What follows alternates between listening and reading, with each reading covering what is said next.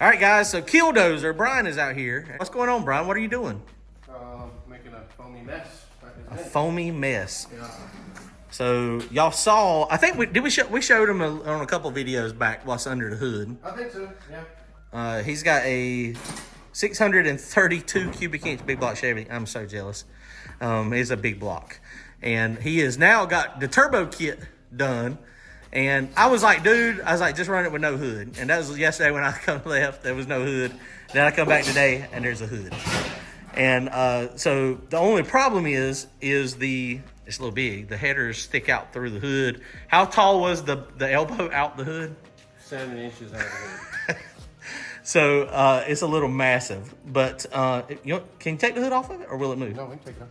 So Bryan does paint and body work, so he knows all the tricks of the trade. So what they did is they taped up over the bottom, and basically that's a steel hood. This is going to be all steel, all glass, and so the headers stick out just a little bit, and so it's just one of those things. He's going to foam all that stuff, get it to mold the way he wants it.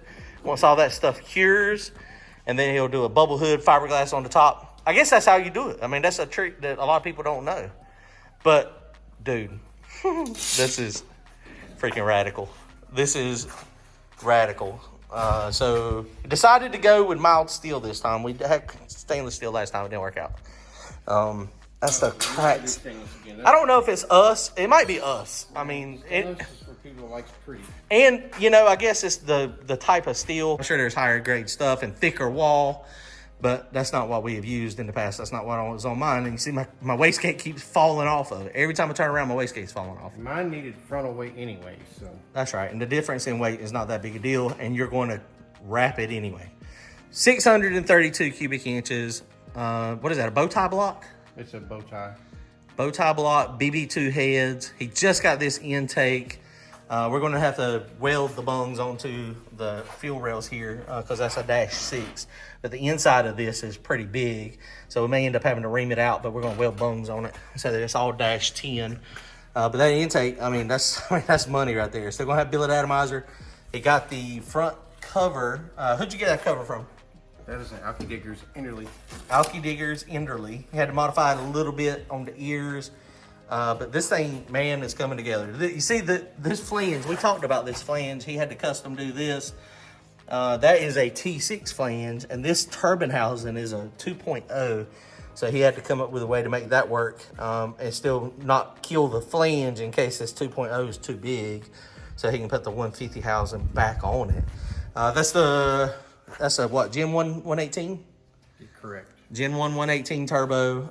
It's going to have 5-inch. Of course, we had to weld this down. He's got that tack welded on now. We'll go back over that and get it all fully welded. The only thing he had to modify, see how he had to shorten this one up, and that one was a little long. So, it's just, what size is that tubing? 3-inch? Tubing's 3 inches, 3.5 collector. God, that's crazy. But if you think about it, guys, this is 632 cubic inches. So each side is 315 cubic inches going through a single 3-inch. And then that is an open turbine housing. Oh, we need to drill that turbine housing so we can get back pressure too. Yeah. This thing may be, single turbo, that big cubic inches, it's going to be a torque monster. But it may be done at like 7,000 RPM. I bet it's done at 6,500. It might be. It might not be able to go super high RPM, but that's not bad. That's not necessarily a bad thing.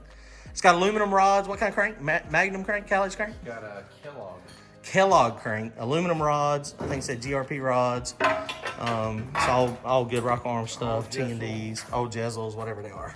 Good aftermarket stuff. We're just hoping he can get some reliability out of this thing. The LS motor, it run good. It made a lot of power. Have you scaled it yet? I have not scaled it yet. So that turbine housing is significantly heavier than the other one. Man, it took all I could do to tote it over here. Right. So that turbine housing is gangster. I bet that turbo weighs 70, 80 pounds now. Easily. So, but it was wheeling real bad through the finish line before anyway. So, the big block is, probably maybe 100 pounds heavier than the turbo. So you need to wait on the nose anyway. So everybody's going to say it's going to be a lot heavier, but what they don't know is the LS was a CGI block that weighed 282 pounds. Just the block. That's the compact graphite iron. Bryan's going to be ready here soon. He's got a lot of little odds and end pieces. The bulk of it's here. Turbo kit stuff will be done in the next week or so.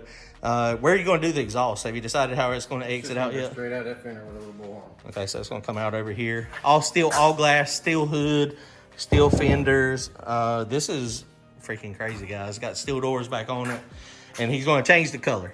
He's going to change it from red to, I don't know what color he's going to change it to yet. He's still thinking about the colors. But, dude, looking good, looking good. Going to be awesome.